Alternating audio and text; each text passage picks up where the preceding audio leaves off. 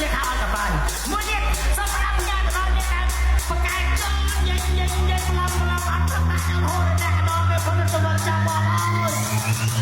ញ៉ៃមែនគ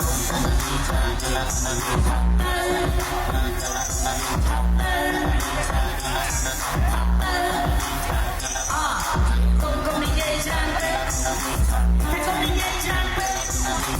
តែគុំនិយាយច្រើនពេកតែគុំនិយាយច្រើនពេក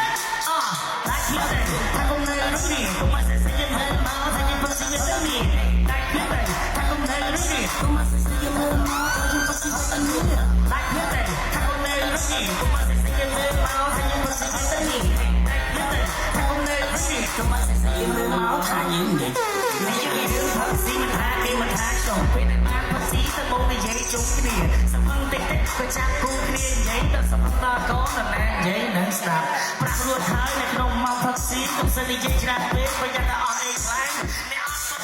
គេសង្កត់ឲ្យរឿងខ្លាំងទៅតែពីខ្លាំងអស់តែគេនឹងស៊ីច្រើនរឿងធម្មតានៅក្នុងការផឹកស៊ីមានតែច្រើនហើយមានអ្នកខ្លាំងច្រើនអត់បញ្ហាបើសិនជាចេញលុយស្មើតែមិនចេញលុយទេជិះបានទេហើយតែគ្មានទៅយើងនឹងអាចព្រៀមទៅ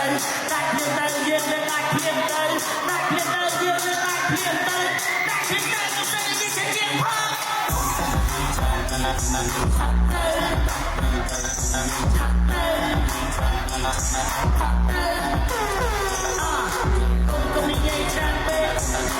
Hãy subscribe cho kênh Ghiền Mì Gõ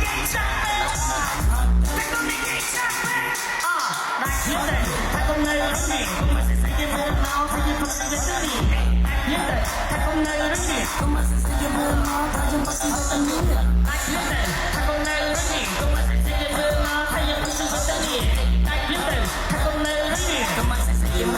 lỡ những video hấp dẫn